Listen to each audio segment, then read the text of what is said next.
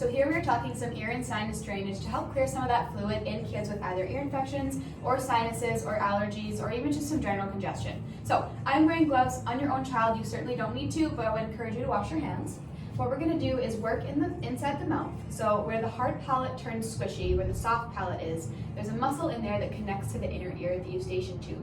So what we're going to do is stimulate that muscle and sweep along the roof of the mouth to help that muscle relax, which will then encourage drainage of those ears, okay? So when you're coming in, you're going to come in where the roof of the mouth feels hard, then it's going to turn to squishy. You're going to start in the middle, and we're going to sweep out to the side, almost like an arc of a rainbow, okay? I'm going to do this 3 times on each side, so I'll show you here. So we're going to go top of the mouth, hard, hard, hard. Now it's squishy, and I'm going to sweep 1, 2, 3, right out to the side, okay? This will feel like a bit of a different texture change, and you have to go far enough back that you feel that hard palate turn squishy, okay? Part 2 is going to be, well, let me do the other side to show you. So we're going to do the same thing on the other side.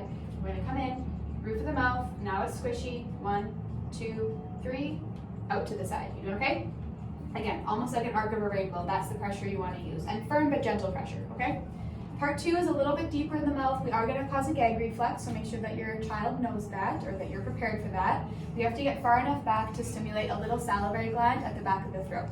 So if you feel with your own teeth, your top molar with your tongue, if you can imagine taking that tongue and swooping downward into the back of the throat, but inside, that's how far back we want to go, okay? We're going to follow along the back of the cheek, down to the back of the throat, and then same thing, we're going to sweep 3 times. Again, this has to be deep. You want to kind of gag reflex here. That's how you know you've gone far enough back, okay?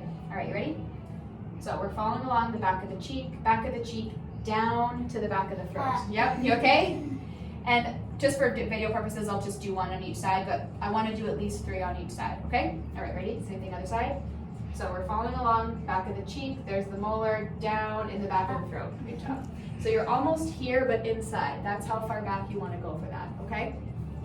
Perfect. The next part to this, not internal, which can be a nice option, is just to help create some fluid movement in those ears. So what you can do is literally grab the ear, think about a Nike swoosh or a check mark symbol. We're going to gently tug the ear down and back. And this just helps open up that inner ear to, again, encourage more of that drainage, okay?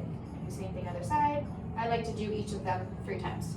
You could also do lymph massage. So all of the fluid that rests in the nasal passage and in the back of the throat drains in through the neck into the lymph nodes. So using a little bit of lotion, I don't have any on me now, but what you would do is just gently massage from the base of the ear all the way down the neck, working through that fluid. I would do this after you do the internal drainage to help promote some of that fluid drainage and give some space in that head. You could also apply a little bit of melaleuca oil or tea tree in behind the ear. So what this would look like, you just grab a little swab. You want to use either a cotton swab or a tissue, something to keep it sterile because this is antibacterial. So what I'm going to do is do 2 drops. This is going to go behind the ear, so on that little bump right behind the ear. Feel that in there?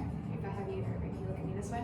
There's a little bump right behind the ear. This is where this is going to go. So you're going to literally just put a drop behind, and then the excess you can rub right in that external ear. And you can do both sides. So same thing behind. And she does not have an active ear infection, but this isn't going to hurt her regardless. It's just antibacterial. Inside like that. Another option is garlic drops. You can get these at Whole Foods or Walmart, and we can link them in our website as well. But there's a couple other at-home remedies for you.